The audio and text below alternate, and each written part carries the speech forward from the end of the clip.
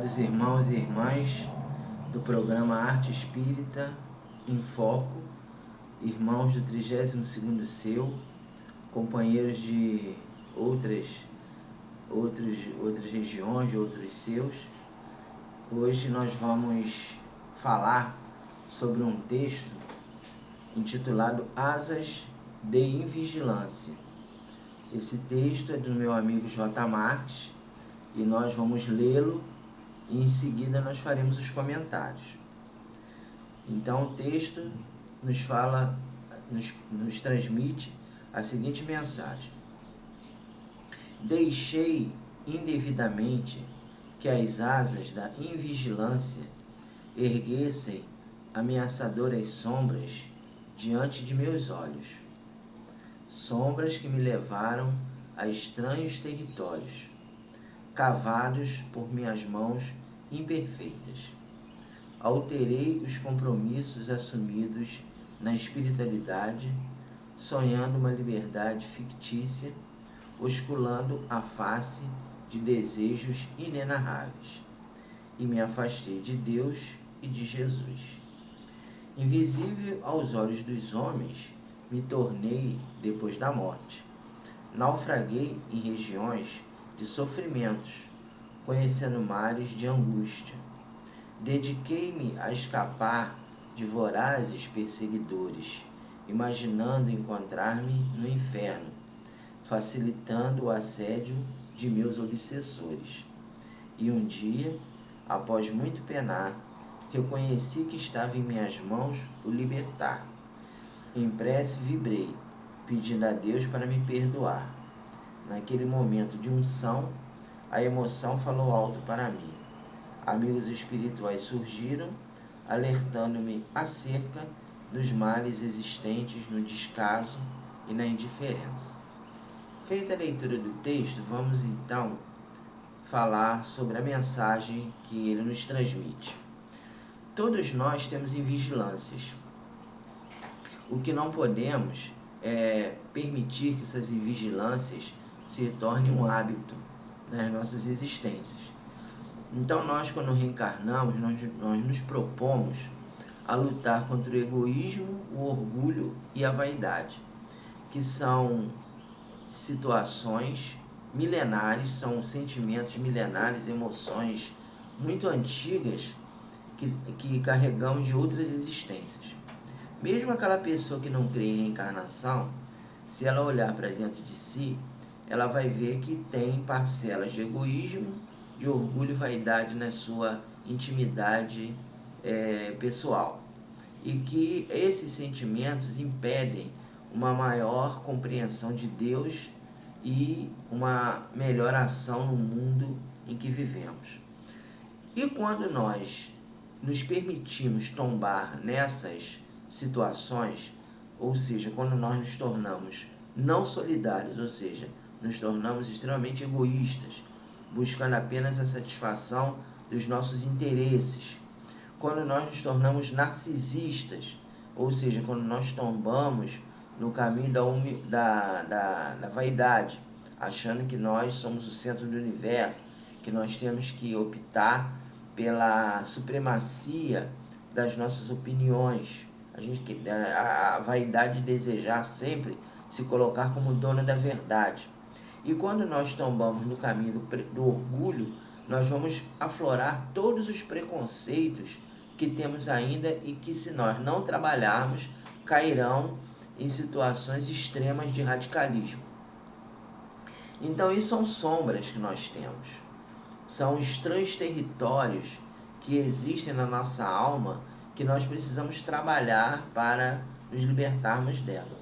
E muitas vezes nós não o fazemos, porque as nossas mãos imperfeitas, ou seja, o nosso descaso, a nossa indiferença,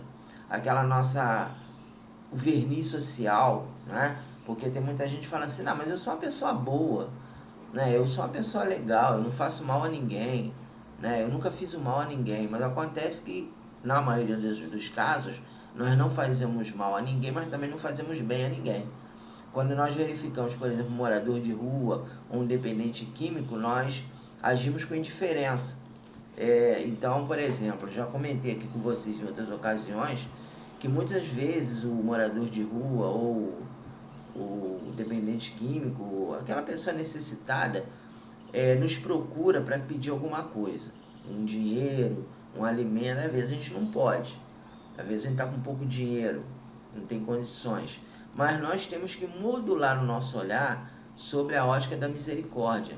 Então que nós procuremos fazer uma prece, que nós procuremos vibrar pela pessoa de forma a que aquele indivíduo consiga ter uma assistência do seu anjo da guarda para que ele se encontre um caminho melhor. Então isso aí nós podemos fazer.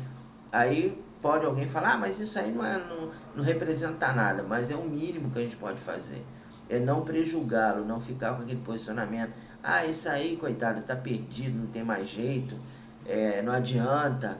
Não, a gente sabe que aquele ser está doente, mas ele vai conseguir superar. Então, quando nós não temos esse olhar, as mãos imperfeitas das nossas invigilâncias vão cavando na nossa alma territórios estranhos, territórios insondáveis. E aí aquilo que a gente tem de pior na nossa personalidade, e todos nós temos que admitir isso, o ser humano, ele é feito de luz e sombra, né? E aí está em nossas mãos permitir que a sombra predomine ou a luz predomine. Isso aí o nosso livre-arbítrio que vai dizer, né? Nós vamos sonhar com uma liberdade fictícia. O que é isso? O que significa liberdade fictícia? É nós entendermos que a gente pode fazer tudo o que a gente quer, que nós não temos limites, né? Ah, eu quero matar uma pessoa, vou matar. A gente viu agora recentemente, infelizmente, um companheiro, por uma questão ideológica, uma questão política, invadiu a festa de uma pessoa que ele nem conhecia e matou a pessoa, só porque ele era de um partido que ele não gostava. Então essa liberdade fictícia esse sentido de impunidade que às vezes nós temos e que achamos assim, eu vou fazer o que eu quiser e quem quiser que me ature, quem quiser que me aceite como eu sou e acabou, e eu não tenho que estar prestando contas a ninguém de nada. Então a gente sabe que a nossa liberdade termina onde nós começamos a incomodar ou infringir a liberdade alheia. Então nós temos que saber impor aos nossos sentimentos limites. E quando nós não fazemos isso, aí nós vamos cair nesses territórios estranhos que é exatamente o desequilíbrio emocional, a raiva exacerbada, você não ter controle sobre seus impulsos, você de repente ter uma relação afetiva de muitos anos, mas porque você viu uma pessoa mais atraente fisicamente, mais jovem, minha companheira já está velha, ou já estou chateado já com ela, já tem muitos anos que eu estou com ela, já estou precisando mudar de situação afetiva, e aí você joga tudo pro alto sem pensar nas consequências, e aí envereda por um caminho em que você realmente vai ter um processo de vigilância. A gente sempre conta algumas coisas assim do cotidiano, né? Vocês me permitam. Uma pessoa, uma amiga nossa que nós conhecemos, ela já desencarnou inclusive, que ela me contou que o marido dela, um senhor idoso, ele teve um AVC. Ela era casada com ele teve um AVC, conseguiu se recuperar, mas durante o período de recuperação dele, ele contratou uma jovem, uma enfermeira jovem, uma acompanhante jovem, para auxiliá-lo na sua recuperação. E ele ficou lá, né, se recuperando, estava no hospital, e aí teve a alta.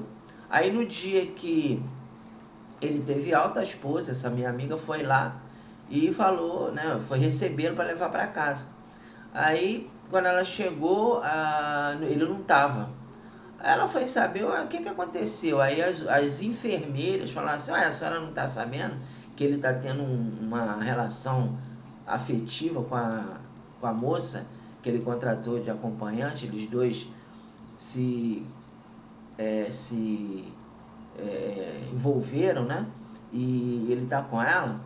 Aí ela ficou surpresa, ligou para ele não atendeu de início, até que tanto ela ligar, ele atendeu, falou assim, você vem aqui na minha casa. Aí ele foi já para um outro lugar, que ela não sabia onde, ele não voltou para casa. Aí ele falou assim, não, então você vem aqui, eu tô morando em tal lugar assim, você vem aqui que eu vou te explicar o que aconteceu.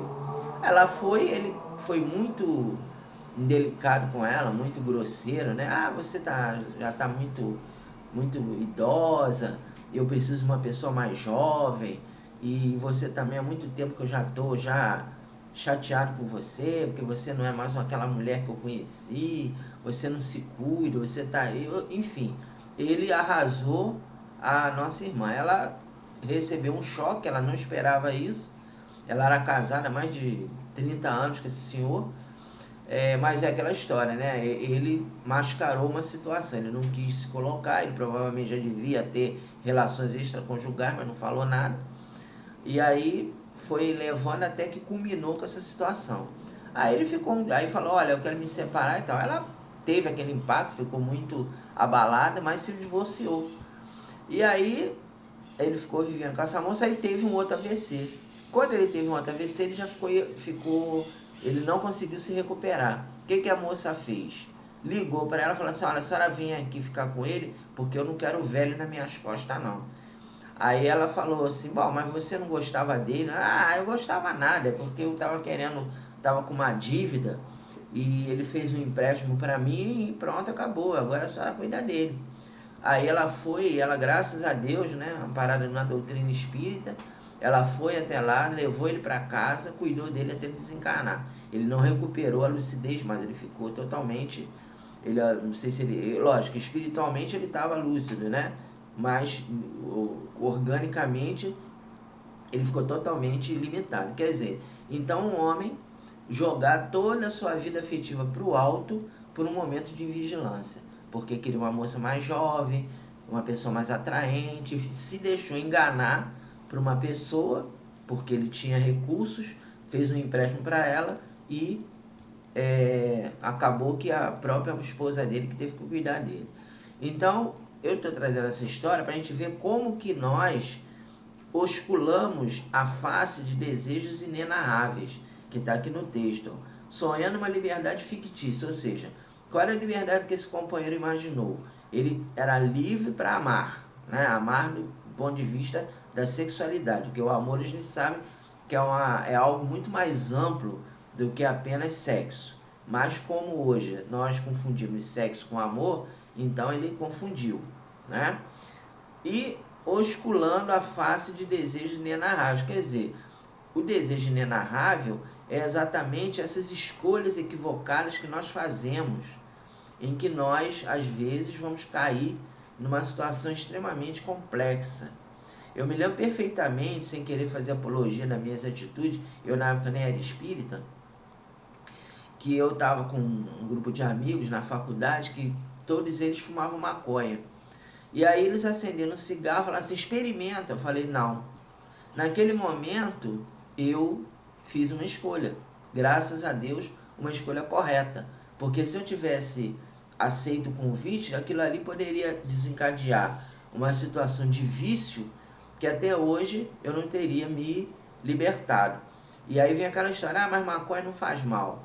Não faz mal do ponto de vista material, mas do ponto de vista espiritual faz muito mal. Eu não vou nem cogitar a questão material. Vamos partir do pressuposto que, a princípio, a maconha só cria uma dependência psicológica, como é dito, né?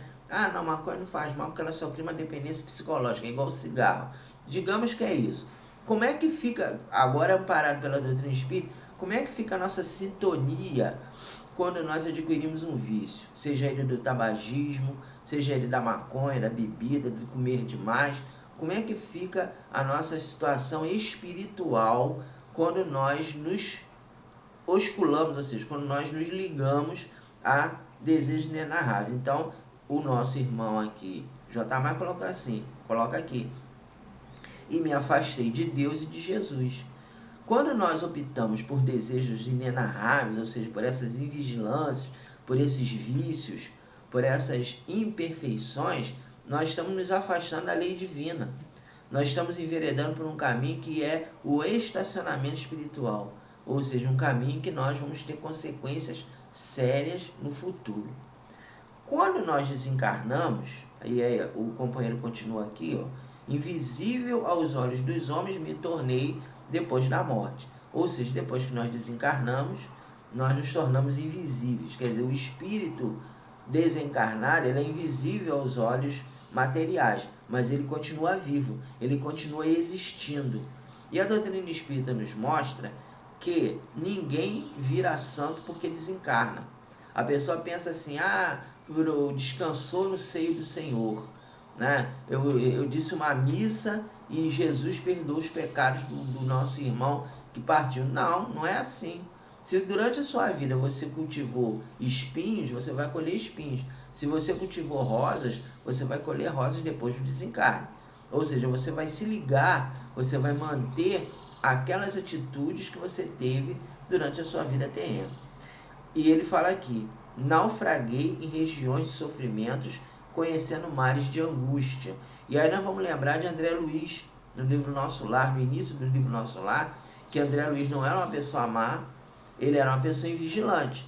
Então ele tinha problemas com bebida, com cigarro e com alimentação não saudável. E ele ficou 8 anos num umbral denso, numa região de sofrimento, em que ele naufragava, né, em mares de angústia, porque ele era cercado por espíritos zombeteiros que o chamavam constantemente de suicida. E ele não entendia, porque para ele não tinha se suicidado.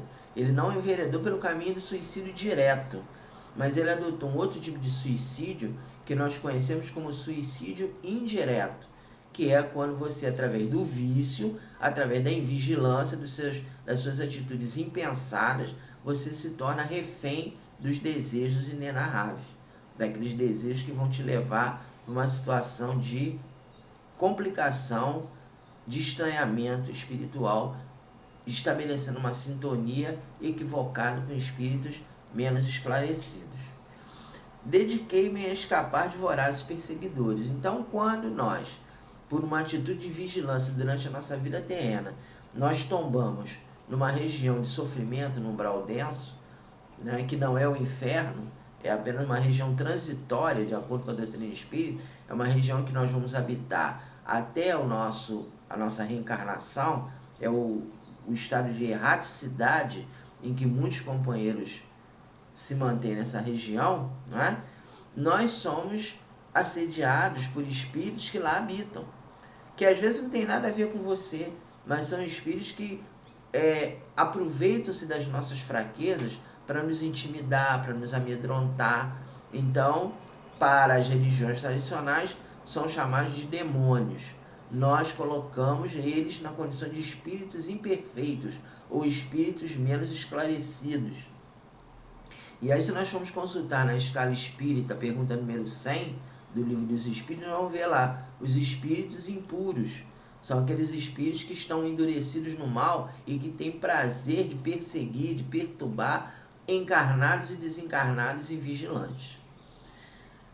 Imaginando encontrar-me no inferno, ou seja, quando nós ainda estamos atrelados, como desencarnados, aos nossos atavismos, quer dizer, esse pensamento de que o inferno existe ali um Lúcifer, um Satanás que vai nos julgar, nós vamos ficar ali naquela região totalmente perturbados, totalmente ensandecidos. A gente não vai saber o que fazer naquele local, né? Porque é uma região, de acordo com as inscrições de André Luiz, e Libertação, é um outro livro também muito importante da série Nosso Lar, que nos fala sobre essas regiões, sobre essas cidades das trevas, ou colônias das trevas, né?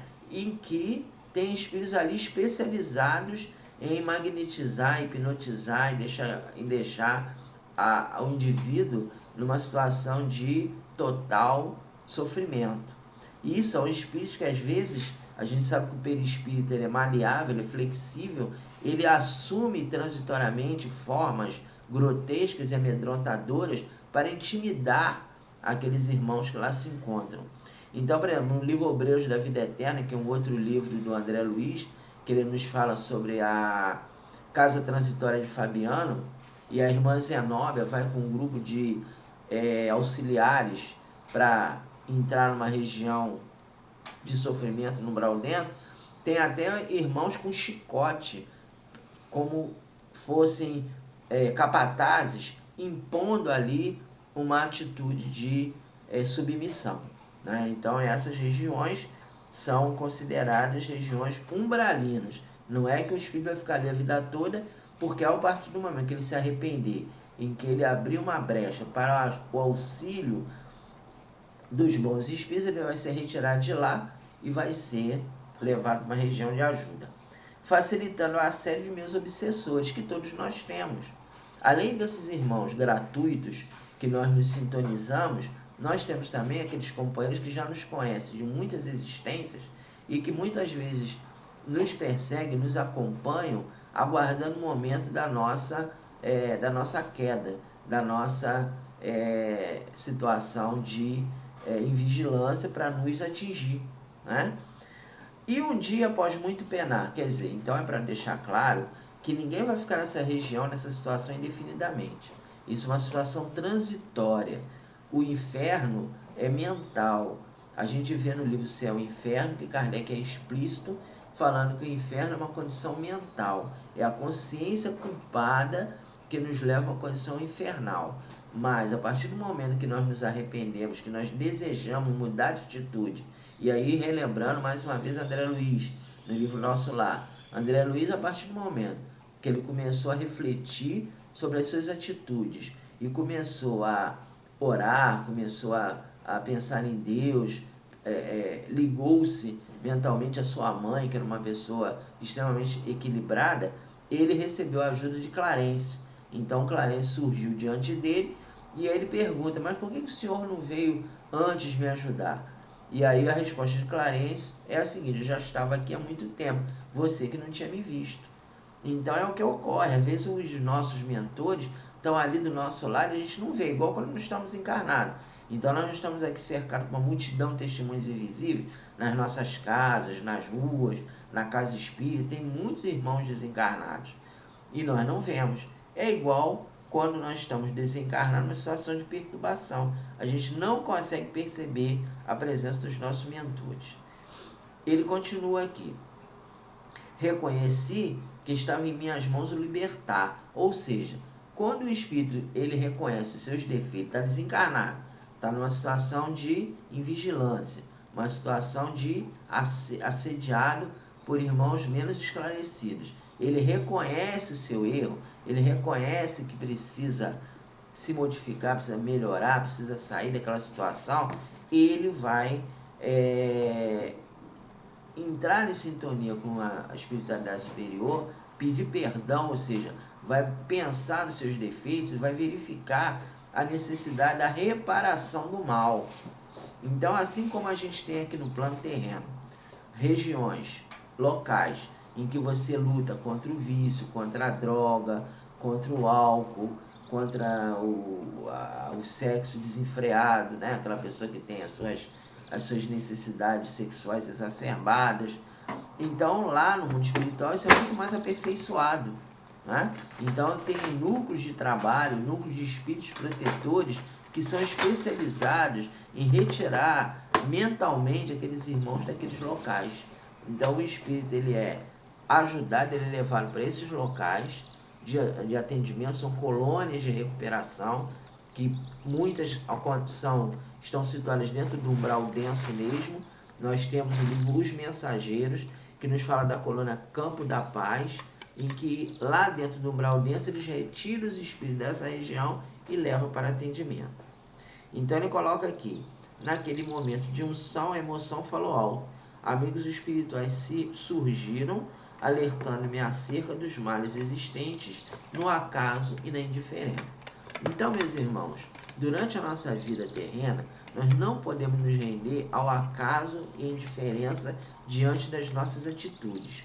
Nós temos que procurar uma atitude de equilíbrio para que, ao desencarnarmos, temos a nossa consciência tranquila. Nós vamos encerrar o nosso comentário de hoje fazendo a leitura daqueles textos evangélicos que falam a respeito de Jesus. Hoje o tema é encontro familiar e nós vamos ler o texto que nós temos aqui para encerrar o nosso bate-papo de hoje. Então nos fala o texto. Certo dia, Maria e os irmãos de Jesus tentaram aproximar-se dele, mas não conseguiram por causa da multidão que o cercava. Alguém disse: aí fora encontra-se a sua mãe e seus irmãos. Desejam falar convosco. Jesus olhou a multidão que o cercava e respondeu: meus irmãos e meus familiares são aqueles que buscam as estrelas dos sonhos para iluminarem os caminhos humanos. Aqueles que observam a direção dos ventos e são capazes de ouvirem o grito da solidão. Meus familiares são aqueles que fecundam o ventre da terra com a enxada da poesia e aguardam ansiosos o desabrochar da primavera. São poetas da vida que executam a sinfonia do poema de Deus em suas existências. No alvorecer do dia, meus familiares saem pelo mundo distribuindo gotas de perfume, iluminando os dias daqueles que vivem imersos em pântanos de tristeza, dos infelizes que choram açoitados pelo vento tempestuoso dos dissabores, das mulheres agônicas que apertam o coração, desoladas com a intensidade da solidão, dos enfermos que suam o peso de suas melancolias e observam o prurido de suas chagas. Aos que vivem atolados nos pântanos da tristeza, meus poetas lançam a âncora das fantasias inenarráveis, que despertam um novo alvorecer nos olhos dos filhos do Calvário, ao notarem que a dor é um momento de aprendizado divino. Aos infelizes perdidos nos ventos tempestuosos dos dissabores, meus poetas oferecem a rota das luzes celestiais, mostrando-lhes a possibilidade das elegias nascendo de suas mãos. Às mulheres agônicas, meus poetas declamam canções que relatam acerca das imagens dos verões recheados de estesias, mostrando-lhes que ninguém está sozinho quando percebe a presença de Deus em suas vidas. Aos enfermos, meus poetas oferecem o bálsamo da esperança, falando-lhes acerca de um mundo de paz existente no coração da fé, construído com o barro da bondade, com a leveza da poesia maior, com os clamores das vivências poéticas.